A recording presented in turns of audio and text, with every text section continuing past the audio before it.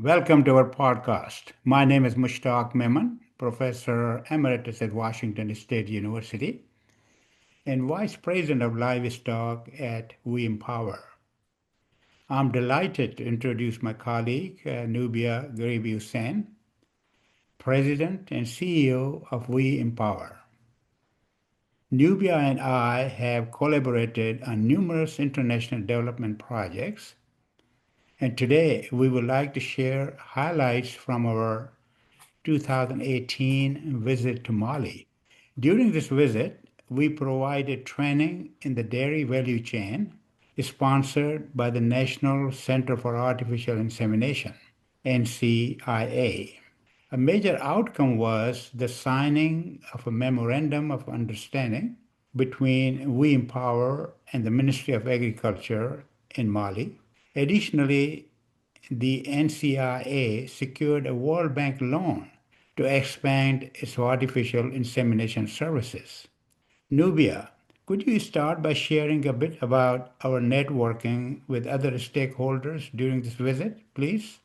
Yes, Mushtaq, with pleasure. Hello, and hello to all of the listener and the audience.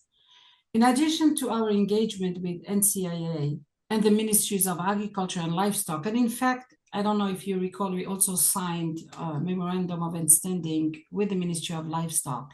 We also met with key partners, including the US Embassy, USAID, the German and Dutch development agencies, the World Bank, AGRA, local and international NGOs, and Veterinarian Without Borders. I'm sure that you recall that.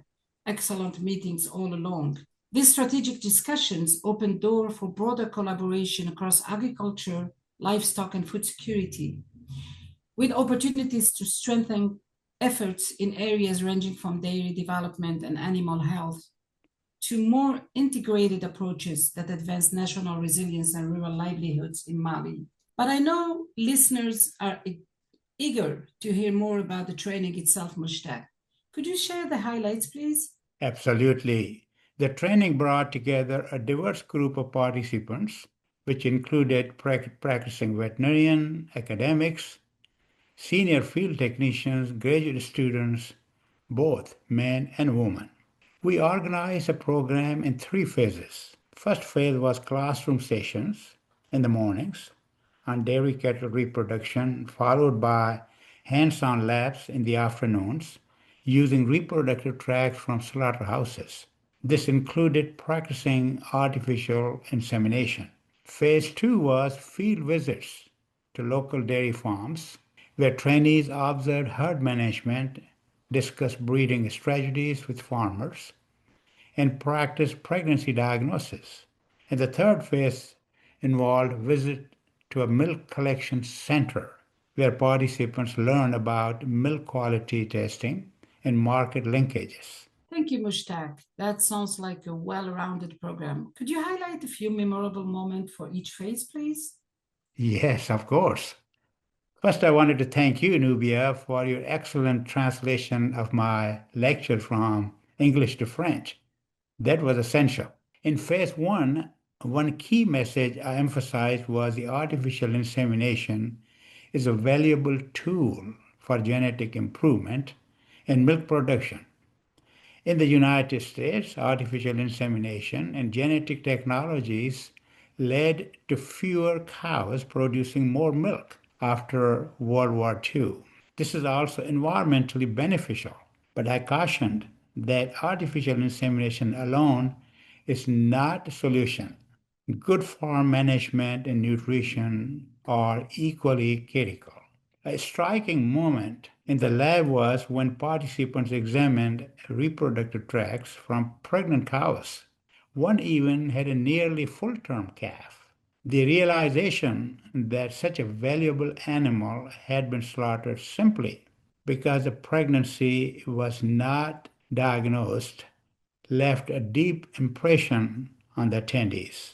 In the United States, veterinary students are expected to diagnose pregnancy as early as 45 days post breeding, something we emphasized as vital for Malian farmers too. In phase two, during our farm visits, Trainees engaged directly with farmers about breeding and nutrition practices.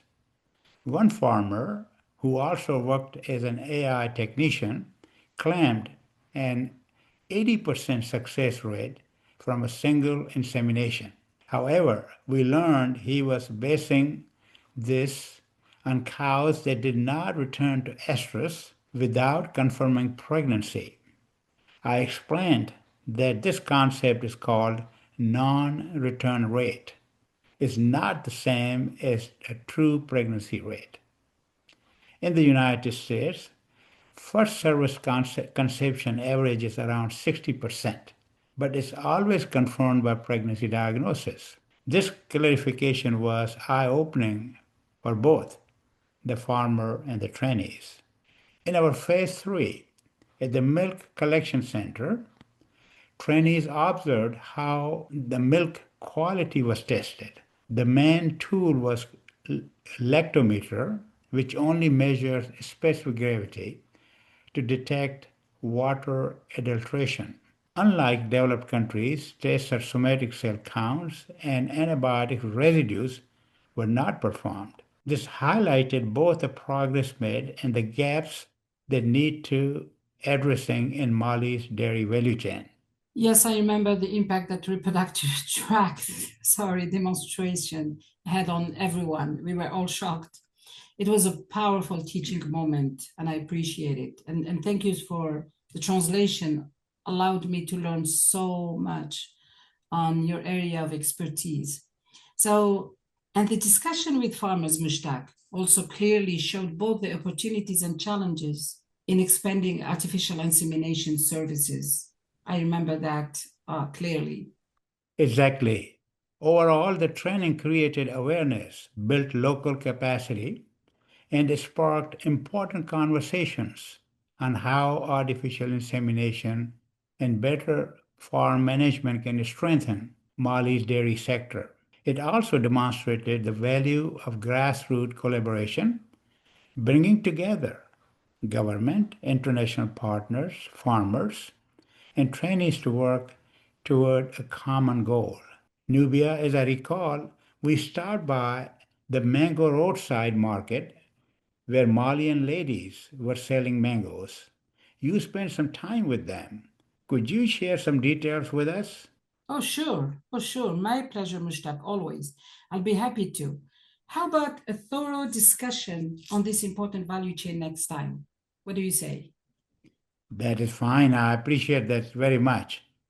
I know how significant the mango value chain was to you during our visit to Mali, so sharing your experience is truly valuable. Thank you, Mushtaq. And our sincere thanks as well to our listener for joining us today. Our experience in Mali has reaffirmed that investing in people through training, knowledge exchange, capacity building, and strong partnerships is fundamental to achieving sustainable development. Thank you again.